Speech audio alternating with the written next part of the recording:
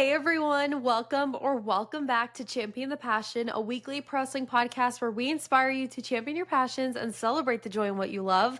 I'm your host, my name is Victoria Daisy, and today we're going to be recapping everything that happened last night on Monday Night Raw. But before we dive in, don't forget to leave a 5-star review if you enjoyed. Follow me at It's Victoria Daisy across all social platforms and follow Champion the Passion across all streaming platforms. But let's dive right in. Also, please excuse if my voice sounds a little nasally. I've been dealing with terrible allergies the last 2 days, so bear with me if I am a little bit crazy today.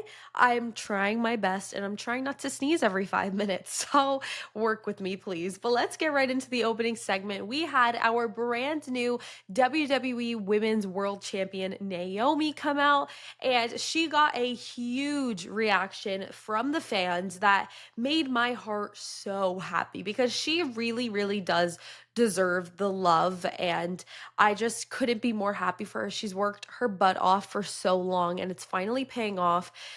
But obviously, because she's a heel, she tried to shut down the crowd support, but it didn't really work because the fans were like, listen, we don't care, we love you, and we're just going to chant your name.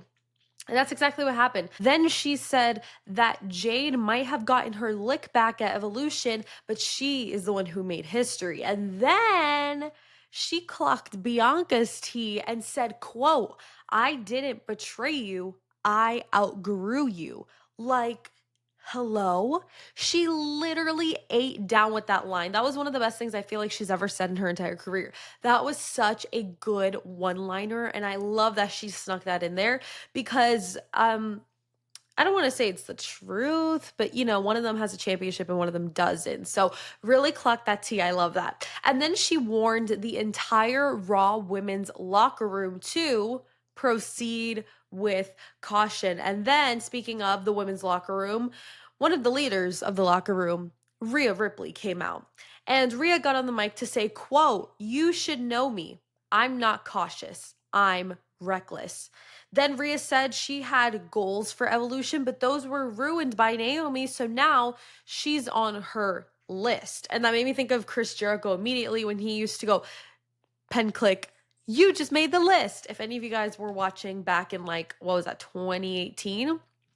Then you guys understand. But then Io Sky came out, the former women's world champion, and Io got on the mic and said to Rhea, respectfully, get in line because I deserve my rematch. But then Adam Pearce came out already 2 steps ahead, and he came out to announce that at SummerSlam, Naomi will be defending her Women's World Championship in a triple threat match against Rhea Ripley and Io Sky. And I got so excited when he said that because you know what's going to happen? This match is going to cook. Now, I'm not exactly sure what the outcome is going to be yet. I really hope, and I kind of do believe Naomi will retain. I hope. I don't really know. I mean, I feel like the plan was to have Rhea win the match originally at Evolution. But then with Seth getting injured, I felt like that led to that was a whole domino effect, and it led to a lot of different things, which postponed Roman Reigns' return from Saturday night's main event to last night on Raw, which we'll talk about later. And then I also believe that because of that, they had to make a big moment out of Evolution. And so I think they pulled the trigger last minute to have Naomi cash in. Because I personally believe the original plan was to have her do it at SummerSlam during Jade's match with Tiffany. But it seems like that's not the case anymore, obviously. So, Io could win back her title, which I don't think that's likely. Rhea could win the title, but I think the most likely option is Naomi. But I'll lock in my prediction in 2 weeks when I make my official predictions video. But I am so excited. I think that this is going to be such a good match. I mean, they're doing the first ever 2-night SummerSlam this year, and so that means they have to make it bigger and better than ever with so many matches. And they've already announced a crap ton of matches. I think they've announced 6 matches, and they're probably gonna have to announce another 6 to be able to fill both nights. And so far, I can't complain. It looks like it's shaping up to be a freaking fantastic show, and it looks like it's gonna be better than WrestleMania and probably every other PLE from this year, which I can't complain because I'll be in the building, so I can't complain too much. But I'm really excited about that match. I think it's going to deliver. I mean, we obviously saw a preview from Evolution with Rhea versus Io. That was insane. That was probably the best women's match this year. I mean, I can't think of one that was better. Possibly Rhea and Liv from Raw Netflix debut, but I mean, this one was just up there with it, and it was amazing. So I'm really curious to see what happens. I think it's going to be really, really fun and exciting. I really do hope, though, they give Naomi a good run because I feel like the last time she won a championship, it wasn't that long, and I feel like they could really do something with her this time. And, I'm just excited to see where this goes. But let's talk about Raquel and Roxan versus the Kabuki Warriors, which is the first match of the night. Now, this was a really good match. I really enjoyed seeing all of these women collide, especially this felt like a continuation of Evolution.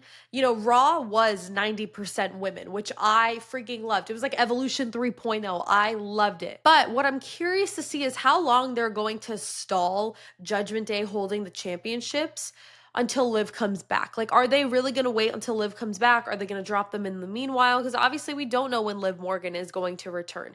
I'd hope it'd be some point at the end of the year, but honestly, I don't know how severe her injury is with her shoulder. So I'm really hoping that, that is something that can get healed up really soon, because I would love for Liv to be able to come back. It's really unfortunate that she missed Evolution, and she's obviously going to miss SummerSlam too, which is so sad because it's in her hometown and her home state of New Jersey, and it's just so sad. But, there's always going to be a next time, hopefully. But in the end, Raquel and Roxan won and retained their titles. Actually, was this a title match? No, this wasn't a title match, but they won. And so, yeah, that's kind of just where my head's at. That's kind of where I'm thinking of, how long are we going to wait? Like, are they going to drop the titles while Liv is out? Are they going to drop them when she's back? Is Liv going to take Roxanne's spot? Like, how is that all going to go down? Obviously, we'll find that out in a couple months when she's back, but whatever. Until then, let's move on to the next match. We had a 2 out of 3 falls match. The winner faces Becky Lynch at SummerSlam for the Women's Intercontinental Championship. We had Bayley versus Lyra Valkyria. Now, holy crap, this was a wild match. This was a PLE caliber match. I mean, I was on the edge of my seat the entire time waiting to see who would win. I mean, they did a little fun thing where at one point both women had one fall, which means whoever got pinned next or whoever pins next would win. And I love when they do that in these 2 out of 3 falls matches, because it's like, oh my God, who's going to get the next pin? And it was so much fun and I loved it. And the action was amazing. Lyra and Bayley have so much in-ring chemistry and they just feed off each other so well. I thought they did such great move sequences and spots that really made this match all that it was. I mean, you could feel the passion and the emotion through the screen. It was absolute greatness. But in the end, Lyra Valkyria won and is now headed to SummerSlam to face Becky Lynch for the Women's Intercontinental Championship. And I truly could not be more excited. I think that match is going to cook just like Bayley and Lyra did. And I wonder if Bayley's going to play a part in that SummerSlam match. But very curious to see if that's going to be Lyra's moment to win back the title. I have a feeling maybe, just maybe. But again, you never know. All right, next, let's head into Nikki Bella versus Chelsea Green. Now, I loved this match. It was so amazing seeing Nikki back wrestling in the ring on Monday Night Raw for the first time in over 7 years. I mean, I thought that she moved really well in the ring, but unfortunately, she did have a bit of a hiccup towards the end where she tried to do her rack attack. And but thanks to Chelsea Green's amazing in-ring awareness, she was able to save that moment really quickly and it went really flawlessly. And Nikki Bella was on the Raw recap podcast that Sam Roberts and what's her name, Megan Morant, that they host, and she was on it to kind of explain what happened with the rack attack. And she said it was pure muscle memory. She realized that was the move that injured her neck and that she hasn't done it since she got injured, but muscle memory really kicked in and she just went to go do it and she was like, what am I doing? And that's why she didn't pick her up, and she was struggling to because there was so much going on in her mind. But thankfully Chelsea Green quickly turned around that moment and it was great. But in the end, Nikki Bella did win and I could not be more happy. I'm really curious to see where we go from here with Nikki Bella. I know she now has an ally in Stephanie Vaquer. So I'm really curious to see how that plays out, how that relationship and friendship goes. But let's head into a Gunther segment, our WWE World Heavyweight Champion, our ring general. Now, every time Gunther opens his mouth, he is so funny. and I love him. So he said that he was in a great mood because he beat Goldberg at Saturday night's main event, retained his title, and he is a man of his word. He keeps his promises, and he was very pleased with how that all went down. And then he said that he looks forward to see who his next challenger is for his title at SummerSlam. And he said that he's not threatened, but instead this is all just for his personal enjoyment. And then he summoned chaos because Braun Breaker came out, and Paul Heyman was going to start talking, but then Gunther said that he wasn't interested into hearing what he had to say, and then he started to walk away. Then Braun stood up to him fearlessly, and then Paul got back on the mic to give Gunther not a prediction but a spoiler of the outcome of the following match, which was the main event for the night. It was a gauntlet match to determine who would face Gunther at SummerSlam. So we had Braun Breaker versus Penta versus Jey Uso versus CM Punk versus LA Knight. So we started the match with Penta and Braun Breaker, and let me just say, they freaking tore the house down. I thought they did such a great job, especially Penta. I think he did great, but unfortunately, he ended up getting eliminated. And then the megastar LA Knight, came out, and it was amazing. And LA will never not be famous because that crowd absolutely erupts for him every time he comes out. And you know what? I absolutely love it. And, they went at it for a while, and it was really good. But then eventually LA got eliminated. And then Jey Uso came out, the Yeet Master.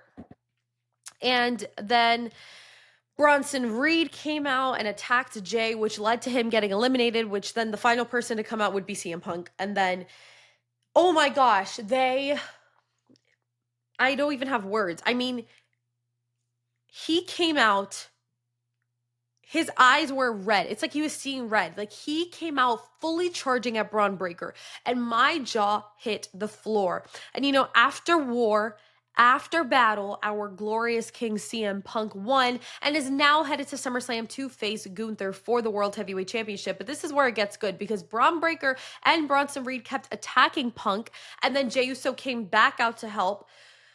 But then they kept beating them down too. And, in that moment, we weren't really sure what was going to happen. But then, right as Bronson Reed was stacking bodies and getting ready to climb the turnbuckles, I had a thought in my head. I said, what if Roman Reigns come back? And then I thought to myself, well, that's not going to happen, Victoria. But then it did. Roman Reigns' music hit, and my jaw hit the floor. I jolted up. I was screaming. I was low-key crying. I have a video on social media if you want to go check it out. It was so freaking funny.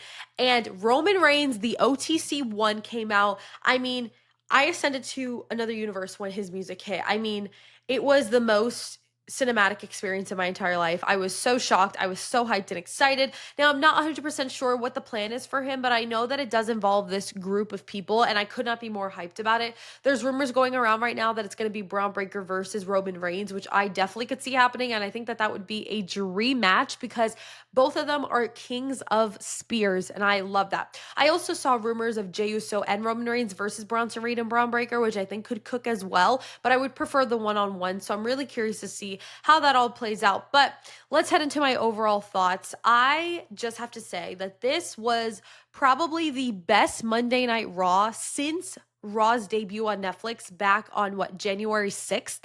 So this is the best show in 7 months. I mean, even Raw after Mania wasn't this good.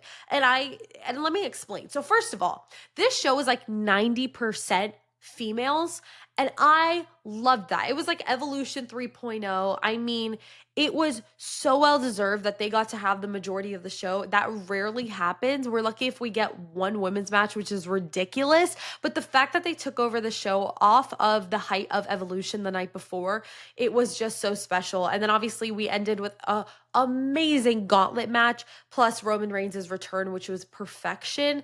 But my match of the night was Bayley versus Lyra in that 2 out of 3 falls match. I mean, they tore the house down and it was magical. It was epic. I loved it. And then my segment of the night, hands down, was that opening segment with Naomi, Rhea, and Io. I mean, it was phenomenal and a great setup for their match at SummerSlam. All right, guys, are you ready for my overall rating? Because this is the highest rating I have ever rated a show in the history of Champion the Passion. But it's also so well deserved. I give Monday Night Raw the July 14th, 2025 edition, a 9.5 out of 10. That is the highest rating I think I've ever given a show on my podcast since we have started this in January. And I cannot believe that I just rated a show that high. I think the only thing that would have made it a 10 out of 10 is if we didn't have the Judgment Day versus Kabuki Warriors match. Although I did enjoy it, I wasn't like super interested in it, to be honest, only because we kind of just saw that the night before. So, and I know you could say that about Becky and Lyra, but it was under different circumstances, but it's okay. Still super phenomenal show. And obviously tonight we have NXT, tomorrow we have Dynamite, Friday is SmackDown, and then obviously 2 weeks from Saturday is the first ever two-night SummerSlam in New Jersey. I will be there covering it live and I cannot wait. Also, this week I have a very exciting episode dropping on Friday. You guys know that I started back up in May my special edition series of Champion the Passion called The Untold Stories. It is my interview series where I interview different people in the business and dive through their entire journey with professional wrestling from the very beginnings up until now. And this Friday, we have a brand new episode of Champion the Passion, The Untold Stories, dropping. I'm not going to say exactly who. You guys are going to have to follow me on social media to keep up. The teaser is dropping on Thursday, so get ready, buckle up. The announcement's on Friday along with the episode drop. It is going to be amazing. I cannot wait. And it is just going to be such an amazing next couple of weeks, especially as we are heading in to the last month of summer and fall coming up. Obviously, that comes with the football season, and I know that has nothing to do with wrestling, and you guys are probably like, why are you talking about football? I know, I'm getting excited already thinking about football, but it's okay. But thank you guys so much for watching and listening to this episode of Champion the Passion, and don't forget to leave a 5-star review if you enjoyed. Follow me at It's Victoria Daisy across all social platforms, and follow Champion the Passion across all streaming platforms. Don't forget to champion your passions and celebrate the joy of what you love, and I will see you guys in the next episode. Bye!